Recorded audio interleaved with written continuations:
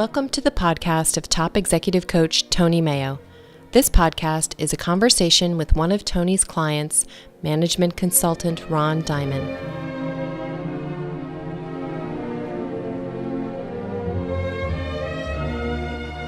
Well, thank you for lunch. It was delightful.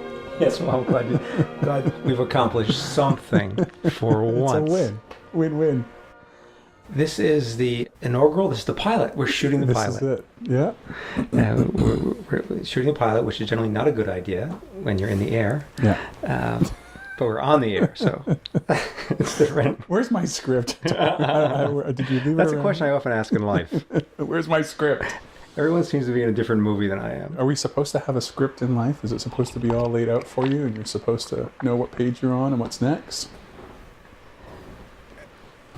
That's a profound question. Yeah. Yeah. I often use the example of people, everyone thinks they're the star of their own movie. Yeah. The problem is the people around you are the star of their movie. Yeah. And they often are working from a different plot line. Yeah. I find a lot of teenage boys want to be in action movies. Yeah, right. Yeah. And so did I, come to think of it. And that's a coaching you've probably heard from me more than once, is I try to be conscious of the fact that after I've been out at my job, I come back home and I get to the driveway, and I'm about to walk through the door into a place where a different movie's going on. Yeah. And the tendency, I think, is to walk through the door and try to get everyone to start following my script. Yeah. And that doesn't work really well. I've tried it. I mean, if it was going to work, it would have worked by now. Yeah, right. So I take that driveway moment to stop and think, well, it might be actually good to regard this as walking into a theater late. And what do? You sort of enter quietly. Yeah. You try to figure out what's going on. Yeah. Maybe ask the person next to you what's the storyline. Yeah. And then see if you want to get involved with that. And then you start heckling and and then I can bring my own and, stuff in. Yeah. So it is interesting when you acknowledge, stop listening to your own movie and acknowledge that somebody else has a movie and paying attention to them. That's where either communication or empathy starts, is my guess. Well, I think that's one of the key things about it is empathy. It's not surprising that you would go right to that word because you're a very empathetic person. Somebody's always very concerned about what's going on with the other person. Yeah. Yeah. I was doing a workshop once where, unusually, my wife was a participant. And I was talking about the importance of checking with the other person, seeing what was going on with them, and learning about their script. And she said, well, it just occurs to me that many times you've called me at home, and sometimes it's with something fairly important or urgent, but you always start the conversation by saying, where are you?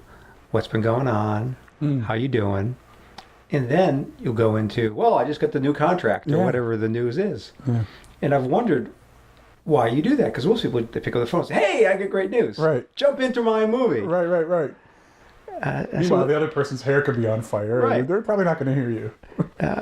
And I said, well, that's exactly why I do it. Yeah. In fact, the more important what I have to say is, the more care I take to make sure that I find out where you are. Wow. So that you can hear it. Right. I want you to get it, so I'm going to take a moment to find out what's going on with you, what else is occupying the channel before I say something. That's taking responsibility for your communication. Yeah, and respecting that the communication matters. Yeah. So much of it, times we just want to get things out. The expression I've heard is vomiting it out. You got something in there, it's got to come out. You'll feel better when it comes out. Yeah. The people around you feel a whole lot worse. Yeah. So I try not to vomit it out. I try to share it in a way that's responsible, that I want something to happen. Yeah, very cool. We should probably do an intro or something. Well, I guess. Do you want to say something about who you are? Yeah, we'll introduce each other. So that's I'm cool. Sitting here with Tony Mayo. Tony has been a friend and a coach and a mentor for 10 or 15 years. I don't know, somewhere in between there, maybe 13. And I first met Tony in a training environment, and later became a client of Tony's in sales training, and eventually a good friend and a coaching client. And Tony is a bunch of things. What is Tony? He's just a really funny guy. And has so you mean many... a ha-ha Stop way. talking. I'm talking right now. A ha-ha way. Yeah, he's funny looking guy. And he, so maybe I'll even talk to you like you're right here in front of me. And you have so much experience. I think you should talk to the invisible audience. Oh, okay. If you can pull that off, you've got a career. Can they hear me if I'm whispering? They listen more when you whisper, actually. It's hard to resist listening to someone who's whispering. Have you noticed that? Oh, yes. I bet you that's true. Or screaming. Just you bring your experience to bear in circumstances that are usually very, very pertinent and relevant to a conversation that we're having, especially around coaching. So I'll have a dilemma or a question or a concern or an issue. And you'll bring an analogy, you'll bring your own experience, and you'll bring some insight that, and it always happens. I have never had a time where you're either lost for words or stuck or don't have something to contribute to, what I'm looking for. And that's amazing. I'm so pleased we're recording this. I'm going to send the copy to my dad because he's not sure I do anything. Yeah, so that's Tony. Wow. Thank you. That's very, very nice to hear because that's really what I intend to do in the world is to be what you just described. So I'm glad I've got somebody fooled. It also occurs to me that we did the introduction several minutes in. And what we did for those several minutes was talk about how important it was to give people, context and tell them what's going on. Right. Oops. So, easier said than done sometimes. That's what editing's for. Yeah, it could be. Yeah. On our budget, how much editing do we do? Yeah, sure. And it's the internet. You don't need an editor. Yeah. The editor's obsolete. I think I might be able to say Ron's my favorite client, but there's a good chance other clients will hear this, so I probably shouldn't say that. Because there is hot contention for that title. Yeah. And as soon as you said you think it's 13, 15 years, I immediately felt like I should come up with a real number because you're relying me to come up with the precise. Yes, you are the facts guy. You are the facts man. So I know you did a VSOP in 1997. Yeah. And we had done some sales training before that. Yeah. And some landmark education stuff even before that. So I guess it must be 15 years. Wow. 15 years. Wow. But hey, I have suits older than that. Yeah. And they're holding up better than we are.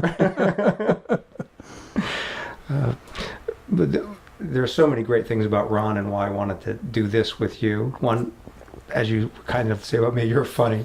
Yeah. And you also seem to bring out the humor in me. That many times I've called you in a state that didn't seem to lend itself to laughter.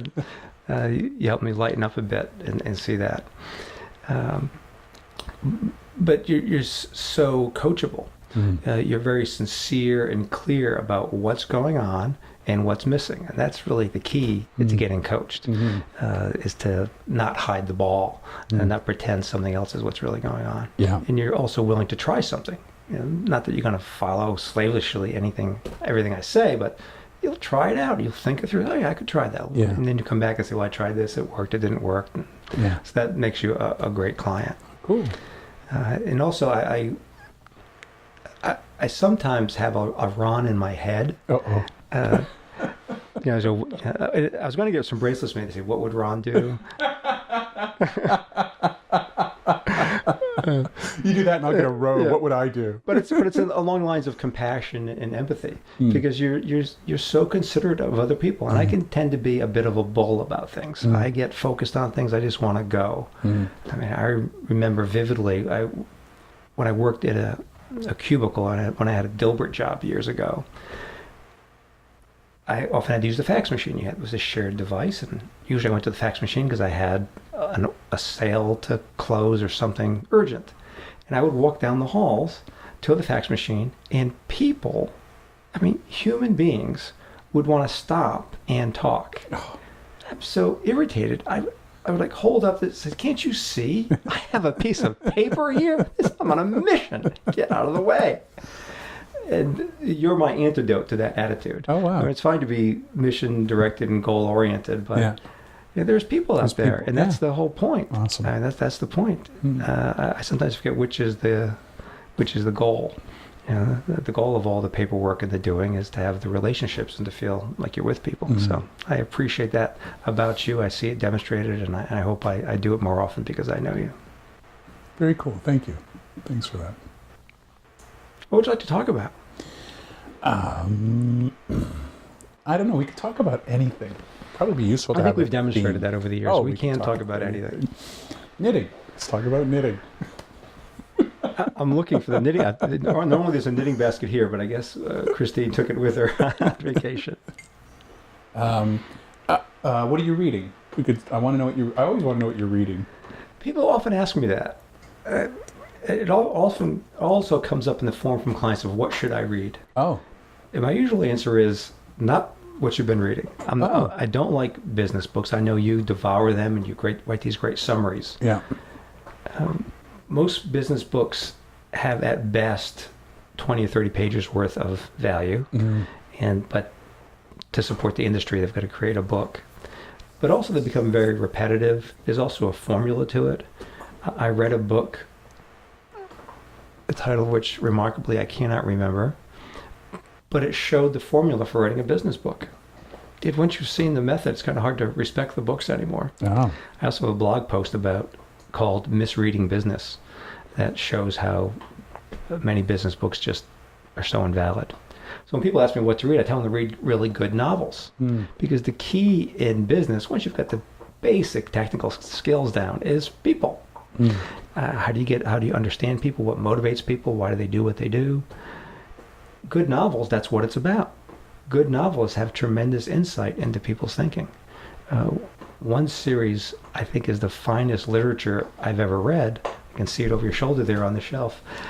Is the Patrick O'Brien's Aubrey Maturin series on a sea captain in the Napoleonic Wars.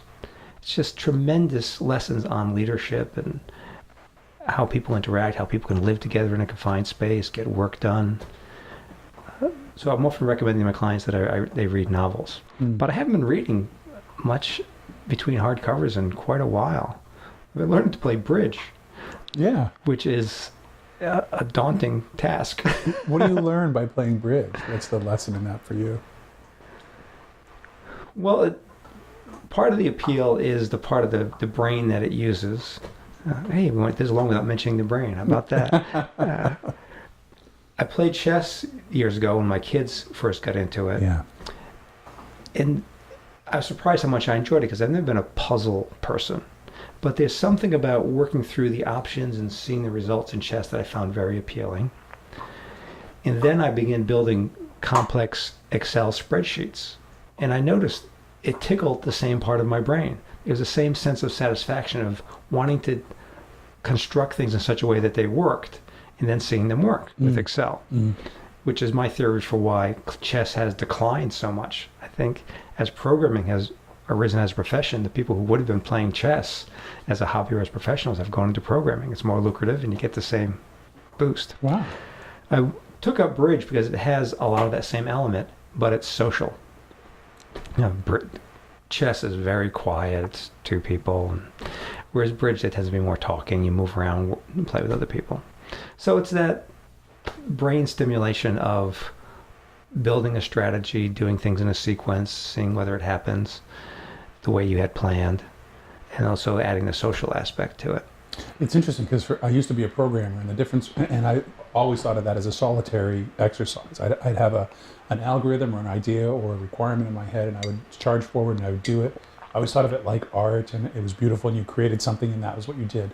I can't really imagine doing that in a social setting. In other words, having 2 or 3 people to hold the same idea to try to achieve the same result for the same program. Because there's a certain amount of enrollment, or there's 100 different ways to skin a cat. I probably spend too much time telling the other person why my idea is better than their idea for solving the problem. But there are people who promote that. I think it's called extreme programming. Right.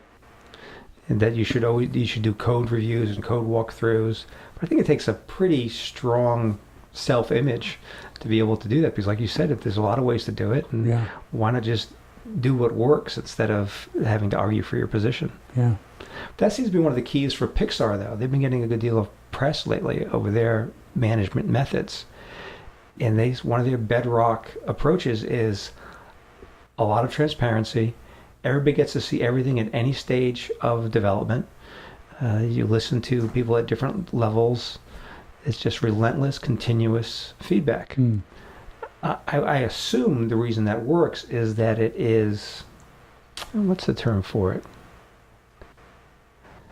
A lot of feedback is negative. It's pointing out what's wrong. It's a gotcha.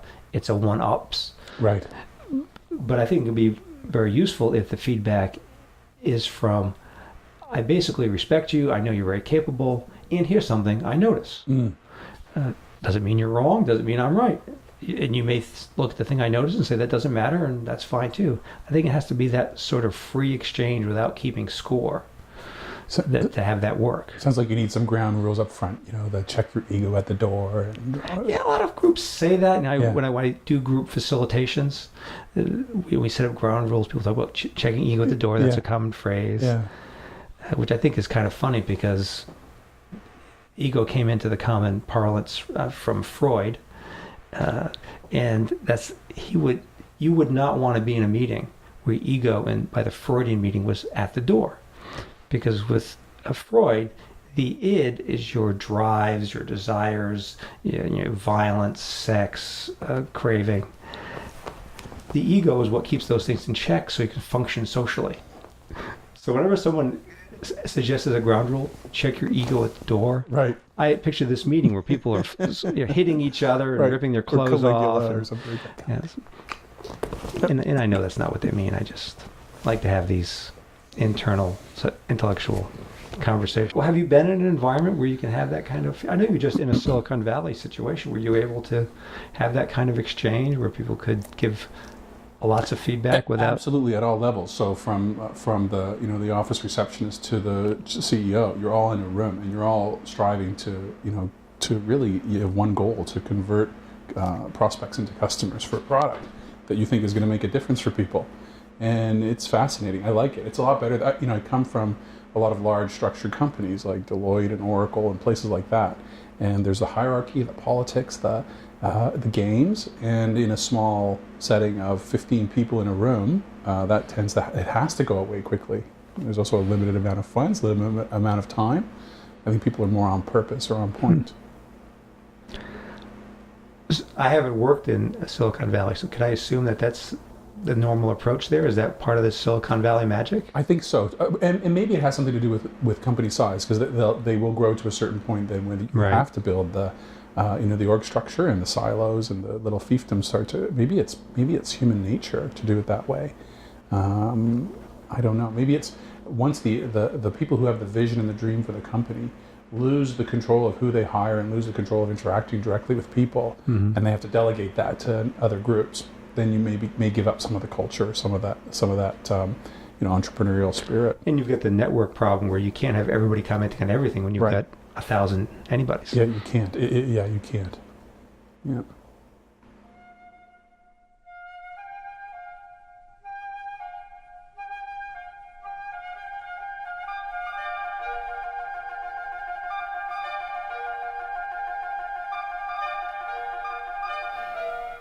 We hope you enjoyed this podcast. More information is available at tonymayo.com. We appreciate your comments, suggestions for future topics, and, most of all, stories of how you applied the coaching. Our email address is podcast@mayogenuine.com. This podcast is the property of top executive coach Tony Mayo, copyright 2011.